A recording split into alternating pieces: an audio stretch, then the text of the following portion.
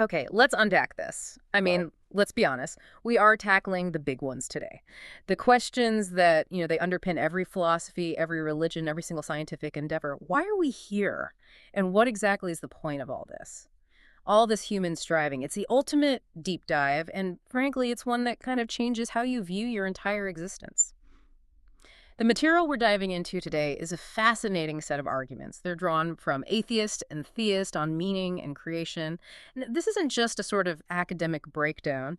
This material is structured more like a philosophical boxing match. It's presenting a human debate between two profoundly different worldviews. So for today, I'm stepping into the shoes of the scientific atheist. That's the perspective, arguing for a magnificent but purely natural and indifferent cosmos. And I'll be channeling the voice of the religious thinker who would assert that the universe's order, its very structure, demands an intentional, rational source. Right. And our mission for you, the listener, is not to pick a winner here. It's to walk away with a crystal clear understanding of the logical structure, the internal coherence of both of these opposing arguments, the ones about creation, purpose, and existence. We are setting the stakes high because these are the ideas that fundamentally challenge or maybe reinforce your assumptions about where value truly resides.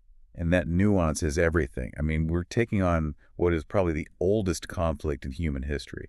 To really get these excerpts, we have to go beyond just, summarizing beliefs. We have to grasp the tension. Is meaning something that is invented by us, forged in the crucible of evolution and society, Hmm. or is it something discovered? Something that's already existing, like a fundamental law of physics, Hmm. woven into the very fabric of a cosmic framework. Invented versus discovered. That's it. That distinction is the heart of the whole debate. Okay, let's get straight into it then. We have to start where everything starts. The cosmos itself. We need to lay the foundation for how each view interprets the origin and structure of reality. So when I adopt the perspective of the scientific atheist, I look at the universe and I see something breathtaking, yes, but fundamentally impersonal. It's a machine of extraordinary complexity, and it's governed by fixed rules. The core argument is simple, but it's also revolutionary. When observing the universe, the SA sees patterns, not intention. And that difference, Hmm. that dictates everything that follows. Patterns, not intention. Yeah, we see physics, we see chemistry, and we see billions of years of natural processes shaping everything, from galaxies to genes with, and this is key, zero need for a guiding hand, no blueprint, no conscious designer. Just think about the timeline for a second. We move from that incredibly dense, hot moment of the Big Bang through the expansion and cooling that allowed atoms to form. Gravity then aggregated these atoms into stars. Stars lived, they died, and they scattered heavier elements across space, which then aggregated into planets. And on one of those planets, you give it enough time, enough energy, and water, and chemical reactions led to self-replicating molecules. Evolution took over, and, well, eventually, here we are. Conscious beings debating our own origins. The entire magnificent show is a product of mechanism, not miracle. And it is a magnificent show. No one's denying that. The religious thinker doesn't deny the process. We embrace the complexity, the elegance of physics and chemistry. However, we ask the question that science, by its very definition, cannot answer. Which is? Why those specific patterns? Why those particular rules? And this brings us to what the source material repeatedly highlights: the challenge of fine-tuning. You see self-sufficiency, but we see specificity. Why does a universe structured by such precise laws even exist? Consider the foundational constants of physics, things like the strength of gravity, or the mass of an electron, or the ratio of the electromagnetic force to gravity. Okay, and this is where the debate gets technical, which is great.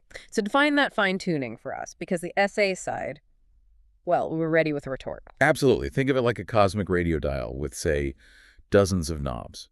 If you nudge just one of those knobs, let's take the cosmological constant, by a tiny, tiny fraction, maybe 1 part in 10 to the power of 120. An unimaginable number. Exactly. The universe either collapses back on itself instantly, or it expands so rapidly that matter never aggregates into stars or galaxies. There's no carbon, no complexity, no life. The probability of all those constants falling into that narrow, life-permitting band by pure chance is, well, it's astronomical, essentially zero. Okay. So for the religious thinker, that level of precise order, an order that enables rationality and complexity, it points directly toward a rational source. We see intelligence reflected in the very preconditions of the cosmos itself. The universe is comprehensible precisely because it was conceived by a comprehender, Hmm. and therefore meaning isn't an accident. It is woven into the very fabric of reality. But the moment you introduce that rational source, well, the scientific atheist would argue you're invoking a supernatural shortcut.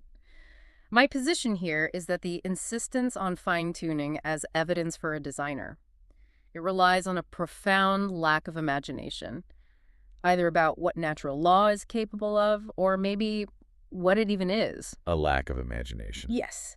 Let's address the fine-tuning problem directly. The essay has two major responses that completely negate the need for a designer. First, there's the weak anthropic principle. It's basically a tautology.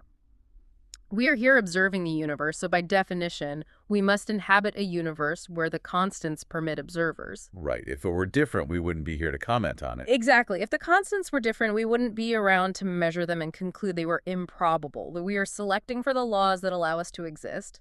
It's like being surprised that the clothes you happen to be wearing fit you. Of course they do.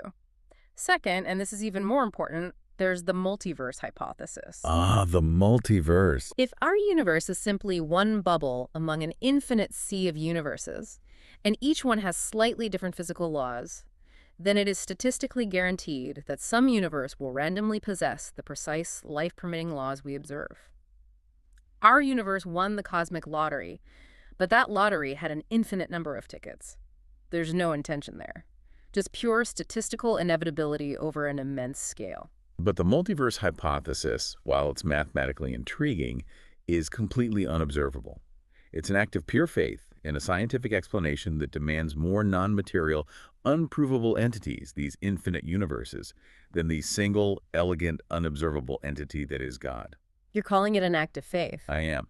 You solve a probability problem, the fine-tuning, by invoking an infinite number of untestable, unprovable universes. And furthermore, the question for the RT isn't just how complex matter emerged, but why there is order instead of nothingness at all. Even if you invoke the multiverse, you still have to explain the foundation that allows for those physical laws, those multiple dimensions, and the very possibility of existence itself to emerge. But that's just pushing the question back. The scientific atheist relies on physical laws to explain the process. But those laws, the foundation of reality, they demand an explanation for their own existence. And that points to a source beyond mere mechanism. See, that's the difference, though. The essay accepts the laws as brute facts of existence, the isness of reality. The moment you introduce God, you're just substituting one inexplicable foundation for another, and that foundation, God, is far, far more complex than the simple laws of physics. I'm not so sure it is. The complexity needs to stop somewhere. For the atheist, it stops at the simplest testable foundation, natural law. And for the religious thinker, the complexity stops at the simplest rational foundation, an intelligent mind, a mind capable of ordering. The coherence and rationality of the cosmos guarantees that meaning is durable, not fragile. But maybe we should move away from the stars and look inside the human condition itself, because this is where the conflict becomes most acute. I agree. Let's do that. So the persistence of the question, what is my purpose? That question itself is a profound challenge to pure materialism. The religious thinker asserts that humans search for purpose not because we invented the concept out of whole cloth, but because something placed that longing within us. This intrinsic desire is, in our view, compelling circumstantial evidence of design. Circumstantial evidence. Okay. Think about the depth of this longing. It's universal. It manifests in everything from high art and moral sacrifice to the simple desire for a fulfilling job or a loving family. If meaning were, as the essay suggests, merely a subjective story we tell ourselves, a pleasant mental fiction, then why do we suffer such debilitating existential pain at the thought of ultimate meaninglessness? That's a powerful point. The pain is real. It is. If I invent a meaning, let's say I decide my purpose is to count the grains of sand on a specific beach, and then I fail, the pain is localized, it's manageable, but the fear that no one matters, that all human effort, all love, all creation will eventually just vanish into a statistical zero, that fear creates profound, often crippling suffering. You're touching on the emotional core of the RT position, and I respect that. It's an incredibly powerful observation of the human mind. But the scientific atheist has a very precise and often difficult to swallow counter-argument rooted in utility. Which is? Longing is a byproduct of evolution, not a beacon pointing to design. The analogy we need to use here is critical. The mere existence of a profound desire doesn't guarantee the existence of the object of that desire. Going. We evolved mechanisms to seek food because it was necessary for survival. So hunger doesn't prove food created us, it just proves we evolved around it. We evolved mechanisms to seek purpose for the same reason. It was necessary for psychological and social survival. So purpose is like psychological food. Exactly. Why does the brain do this? Because humans are fundamentally conscious animals trying to survive psychologically in a profoundly confusing, indifferent, and dangerous world, facing absolute chaos and meaninglessness. Well, that can lead to debilitating depression, social fragmentation, inaction, all of which are terrible for reproductive fitness. Our brain is a pattern-seeking explanatory engine. It abhors a vacuum. It seeks structure, narrative, and explanation, even when none exists in the underlying reality. So it's a feature, not a bug. It's a feature. Our desire for purpose, for a cosmic narrative, is simply a highly complex byproduct of evolution. It's a successful coping mechanism that keeps the species functional and focused. It's the ultimate internal motivator. But that reduces the greatest human achievements. The selfless acts, the creation of beauty, the pursuit of abstract, non-utilitarian knowledge. It reduces them to a clever neurological trick. It just feels like an insufficient explanation for the quality of the experience. Insufficient emotionally, perhaps, Mm. but not logically. Well, let's delve into that sociological utility you mentioned. You claim a belief in higher purpose stabilized societies, reduced chaos, and motivated large groups toward unified goals. That is undeniably true. But here's the RT's challenge. If all of morality and purpose is simply a mechanism for social cohesion, if it is purely functional, then it has no objective truth claim. It's just a successful set of behavioral protocols. Precisely. The essay maintains that utility is the truth claim in this context. It made the belief useful, which is why evolution selected for it and entrenched it in our psychological architecture. If a collective story allows the species to build complex civilizations, cooperate at scale, and survive existential threats, then that story is functionally true, even if it's ontologically baseless. But where does the line stop? If morality is purely a social contract to stabilize the group, what is to stop one group from defining its meaning, and thus its morality, as the subjugation or elimination of another group? Well, that's a classic objection. It is, because if there is no objective moral compass, no reality beyond matter, then why should my feeling of empathy override someone else's feeling of domination? They are both, from a purely evolutionary standpoint, equally valid narratives aimed at maximizing genetic propagation or group stability.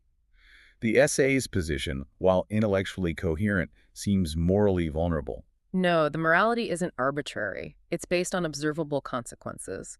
We define what maximizes well-being and minimizes suffering for the greatest number of conscious beings. That grounding is in shared human psychology and the collective social contract built through centuries of trial and error. Not cosmic decree. We reject the necessity of a divine guarantor for decency. And yet we must always remember the historical parallel here. The source material reminds us that our instincts, particularly our pattern-seeking instincts, have a long history of leading us to profound philosophical errors. Such as? Consider this. Historically, we once believed lightning was thrown by angry gods. It was an intuitive, powerful explanation that satisfied our psychological need for meaning and control. Science didn't come along and say, stop asking about lightning. Science came along and provided a better explanation based on atmospheric electrical discharge. Exactly. The feeling of divine anger was a misinterpretation of mechanism. Yes, but the RT maintains that the fundamental order that permits the electrical discharge, the laws of physics, still requires a source. And the fundamental human longing that searches for meaning, even when science offers a reductionist explanation, suggests that the reality we're experiencing is not entirely encapsulated by matter and motion. We can see that our understanding of God evolves, just as our understanding of lightning does, but the fundamental reality of a rational source remains. I find that comparison flawed, though. When science explained lightning, we gained predictive power and control. If we accept the longing for God as merely an evolutionary byproduct, we gain profound clarity about ourselves. It enables us to consciously build meaning rather than searching for preset instructions. The essay position offers freedom and responsibility grounded in the observable truth of our biology. A difficult freedom, perhaps. Perhaps. Let's turn inward then to the most confounding natural phenomenon we know, Consciousness. For the scientific atheist, the explanation remains consistent with our previous arguments. Complexity and emergent properties. Emergence, okay. We have to first understand emergence. Nature doesn't need to be complex at the starting line to achieve complexity at the finish line. Think of a single water molecule. Simple, predictable. Now consider a billion water molecules interacting under specific thermal conditions, and you get a hurricane. An unpredictable, majestic, chaotic entity. The whole is greater than the sum of its parts. Exactly. The hurricane's properties emerge from the interaction of simpler components following simple rules. The human brain, with its 86 billion interconnected neurons, is the ultimate example of emergence. We don't need a divine mind injected into the system to explain awareness, just incredible complexity over immense time. When that massive network fires in specific, feedback loop-driven patterns, new phenomena, self-awareness, introspection, the internal narrative we call the self, they just appear. It's a natural outcome of extremely dense biological information processing. So what about the feeling, the subjective experience? Right, the so-called hard problem of consciousness. The problem of why all that complex processing results in the subjective feeling of being me, rather than just being a sophisticated robot. The essay argues that that subjective feeling, that qualia, is the result of the brain building a highly complex internal simulation of reality, including a simulation of its own operational state. It's an internal narrative required for effective cognitive function. And while the explanation of emergence is elegant, the religious thinker still maintains that the sheer qualitative nature of consciousness represents an immense leap, a leap that pure survival mechanisms do not easily account for. How so? If we connect this to the bigger picture, evolution explains how we adapt physically and mentally to survive, but it doesn't really explain why self-awareness, morality, and deep introspection emerged at all. Let's look at the basic needs for survival. Efficient pattern matching, instinct, reflexes, maybe basic social awareness for pack dynamics. These were sufficient for other successful animal species for millions of years. Sure. So why did evolution select for human capacity to compose symphonies, or debate metaphysics, or calculate astrophysics? Self-awareness is not strictly necessary for mere survival. In fact, it can be a disadvantage if it leads to paralyzing introspection or suicidal depression. That's a fair point. The magnitude of the leap feels disproportionate to the selective pressure. The jump from instinctual survival to introspection, morality, and curiosity. It feels too profound, too qualitatively different from mere mechanism to be dismissed as just a lucky accident. These are non-material qualities that seem to transcend deterministic physical laws. With respect, the essay argues that introspection is the ultimate survival tool, not a luxury. It allows for future planning, hypothesis testing, abstract generalization, and most critically, the ability to transmit complex, non-instinctual knowledge across generations. The beginning of culture. Exactly. The moment an ape started teaching its offspring not just how to use a stick, but why using a stick is better than using their hands, the evolutionary advantage became astronomical. Furthermore, morality, that concern for the in-group, drastically increases the competitive advantage of a species. Cooperation and empathy stabilize a large social structure far more effectively than pure aggressive selfishness. These qualities are not evidence of something beyond. They are the pinnacle of evolved biological machinery optimized for group survival. But this forces us into a fundamental philosophical paradox that the scientific atheist often skirts. And that is? If that biological machinery is purely determined by deterministic physical law, the chain of cause and effects leading all the way back to the Big Bang, how do we account for free will? If my thoughts and my actions are simply the determined outcomes of neurochemistry and physical processes, then I have no genuine choice in believing or not believing in God. The determinism problem. It is. And if there is no genuine choice, how can we even trust the conclusions drawn by that determined machinery, including the conclusion that God does not exist? It becomes a philosophical paradox rooted in materialism. The moment you introduce choice, you introduce a non-physical element, an intentional agent that breaks the chain of pure physical determinism, which is precisely what the religious thinker proposes is the sign of a soul or intentional design. The essay has a robust response to the determinism paradox.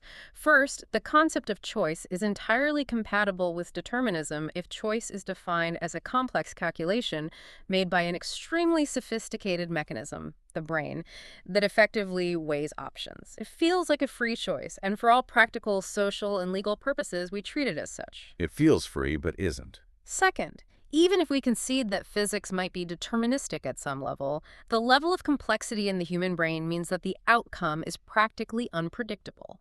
It's deterministic in theory, but emergent and free in practice. We are essentially saying that the material world is so complex that it produces the illusion of agency, which is sufficient for meaning and morality. The burden of proof, however, remains on the RT to demonstrate where this non-physical intentional agent interfaces with the physical brain without violating the laws of thermodynamics. And the RT finds that illusion of agency fundamentally unacceptable as the foundation for genuine love or justice or responsibility. If our choices are merely sophisticated chemical reactions, then we are not truly responsible for them. And this brings us to the limits of the scientific method itself. Okay, let's go there. This section really addresses the limitations of the tools we use to analyze reality. For the religious thinker, science is a gift. It's an indispensable method for understanding the material world, but its scope is inherently finite. The RT assertion is that science explains mechanisms, but not origins. Mechanisms, not origins. Exactly.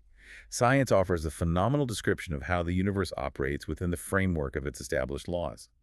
We can describe, with incredible precision, how a cell divides. We can list the chemical processes, the DNA replication, the energy transfer. But science cannot tell us why the laws that allow cells, DNA, and energy transfer were established in the first place, nor can it explain the origin of those laws. It describes what is, not why it is. Precisely.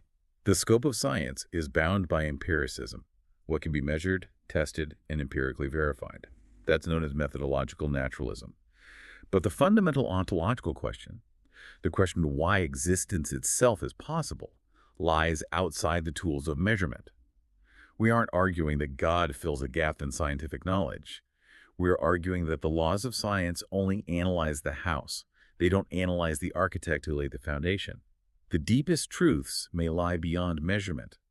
If the foundation of reality is non-material, a rational source, an intentional spirit, then the methods designed exclusively to analyze the material world will naturally fail to detect it.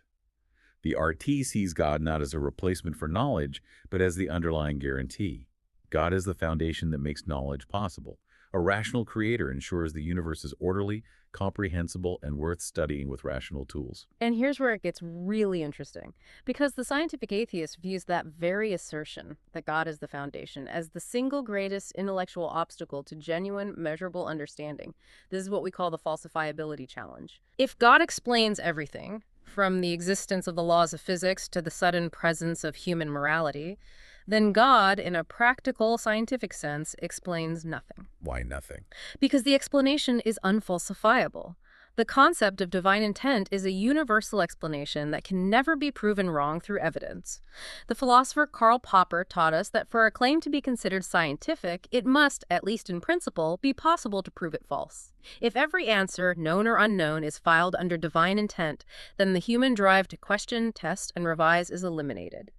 The essay sees this as philosophical complacency, the ultimate intellectual shortcut. Yes, the impact on progress is palpable. Saying God did it when faced with the origin of life or the nature of complexity, it doesn't move us closer to a causal, mechanistic understanding of reality. It closes the door. Science progresses by the agonizing incremental process of questioning, testing, and revising hypotheses based on observable evidence, pushing back the boundaries of the unknown one mechanism at a time. The insistence on an untestable, unmeasurable foundation is exactly what slows the growth of actionable knowledge. That is a powerful critique of the misuse of the concept of God, the classic God of the gaps fallacy. Okay. But the sophisticated religious thinker doesn't invoke God to explain what we don't know, but to explain why we can know anything at all. Go on. You rely entirely on the scientific method, and that method requires the crucial assumption that the universe is orderly, structured, and predictable. Where does that assumption of radical, pervasive order come from? To just assume it is a brute fact is simply to say, I don't know, but I refuse to hypothesize an intentional source. The RT sees the divine as the only logical source for the persistent, elegant mathematical regularity that makes science possible. We are simply seeking the cause of the cause. And the essay argues that the order is an observable fact. We don't need to hypothesize a reason for the brute facts. We only need to develop methods to leverage them. The essay embraces the practicality of human agency. If purpose exists, we can build it. Through collective effort, individual action, social contracts, we create systems of value. All right. If value exists, we can define it through reasoned discourse and shared empathy. A cosmic author is not required for a meaningful human story. We are the authors, and our story is more profound because its meaning is self-generated and fragile. That self-authorship is indeed a profound act of intellectual courage. But it forces us to confront the real-world consequence of a world without objective truth. How durable is that self-made meaning? That's the final section, isn't it? This is where we shift from ontology, the study of being, to ethics and action. What does the scientific atheist worldview mean for daily human life? It requires an acceptance of the universe's indifference. A difficult acceptance. Absolutely. The essay fully accepts that meaning is temporary, subjective, and inconsistent. My purpose might be environmental activism. Yours might be raising a family. Both are valid because both are chosen. They are temporary because when I die, the meaning I created for my specific life dies with me. It is only remembered by those who survive, who themselves are temporary. This view emphasizes the immense human responsibility to define value and purpose in a universe that doesn't inherently provide it. And while this might sound bleak, the nobility comes from the fact that we create beauty, order, and compassion in spite of cosmic indifference. Not because of divine command or reward, our compassion and moral choice gain greater weight and significance because they are chosen, fragile, and not divinely enforced or guaranteed. The religious thinker looks at that fragility and sees precarity, an ultimate contradiction. The counter-argument is that without a higher objective source, meaning becomes inherently fragile, subjective, and inconsistent, leading inevitably toward moral relativism and ultimately nihilism. The slippery slope to nihilism. Well, consider the massive problem of contradiction that arises when meaning is only invented. If meaning is purely subjective, then one person's chosen purpose, say selfless charity, maximizing human flourishing, could contradict another's chosen purpose, say self-soothing domination, accumulating power at the expense of others. And if there is no objective reference point, neither would be objectively more true. I see the problem. They are just competing narratives, and the most powerful narrative wins. This eliminates the basis for objective moral debate and ultimate justice beyond the immediate social contract. But the social contract is sufficient. We've defined cruelty as harmful because we can empirically measure the negative effects of cruelty on human psychology and society. The essay definition of value is grounded in reducing suffering and increasing flourishing for all conscious beings. That is a shared, pragmatic, and globally applicable purpose. But that grounding is still arbitrary. It's based on human preference for flourishing and the avoidance of pain, not ultimate non-negotiable truth. If the universe doesn't care if we flourish or suffer, then the foundation of your morality is purely pragmatic and utilitarian. And that means it can shift if the utility shifts. It's adaptable, yes. For the RT, the value of divinity is that it gives meaning depth, coherence, and durability. It moves purpose out of the realm of opinion and into the realm of enduring, objective fact. The purpose in the RT view becomes something discovered, not invented. This discovery provides an external, shared source that guarantees the value of love, truth, and moral action, regardless of whether a particular society or individual finds it useful at that moment. The moral law exists independently of us. So it's a fixed point. A fixed point. And this leads to the final stark contrast provided in the sources. Without a rational source, we are brief sparks in an uncaring void. Our existence is a flash of consciousness, extinguished entirely by entropy, and our meaning is entirely self-referential and temporary. With a rational source, we are participants in a larger story, where our actions carry enduring weight, connecting us to a durable, cosmic narrative of intention and truth. The quality and significance of meaning are radically different depending on whether they originate from within or from beyond humanity. The scientific atheist acknowledges that the path is harder, perhaps bleaker, but ultimately more authentic. We are not denying the psychological need for durability. We are denying that the universe provides it. We must be responsible for creating that durability ourselves through institutions, culture, memory, and love. The absence of a cosmic author makes our self-authored lives not less meaningful, but infinitely more precious because we know its finite nature. And there we have it. We've completed a deeply challenging exploration today, looking into two incredibly compelling and internally coherent philosophical frameworks regarding the greatest questions of existence. It's been a lot. It has. We've thoroughly detailed the scientific atheist viewpoint, which champions the elegance of natural patterns, emergent complexity, and a profound self-created purpose, grounded firmly in observable physical laws and evolutionary biology. Mm-hmm. And we have explored the religious thinker's viewpoint, which champions the logical necessity of a rational source for cosmic order, the persuasive intuition of purpose, and the ethical requirement for objective, durable meaning that transcends subjective human choice. Both sides offer complete, robust answers for how to approach life and existence. So what does this all mean for you? The core value of this deep dive is that you now possess a comprehensive, side-by-side understanding of the central philosophical conflict regarding purpose and creation. You've got the toolkit now. You have the toolkit. You've heard the arguments detailing the case for meaning as a beautiful, necessary evolutionary illusion, and the case for meaning as an essential, non-negotiable component of reality that precedes human existence.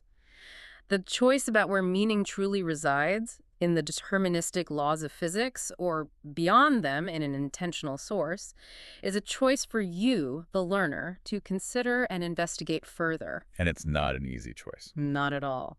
We'll leave you with this final provocative thought, building on the tension we discussed between utility and truth. If human morality and purpose evolve purely to stabilize society, if it is just a highly functional psychological and social illusion that keeps us sane and cooperating, does that fact itself diminish the quality of life we build upon it? And should the search for ultimate, possibly bleak truth override the psychological and social comfort of a cohesive, purposeful narrative? That tension between scientific utility and spiritual truth, it remains the defining philosophical challenge of the human experience. Be beyond logic.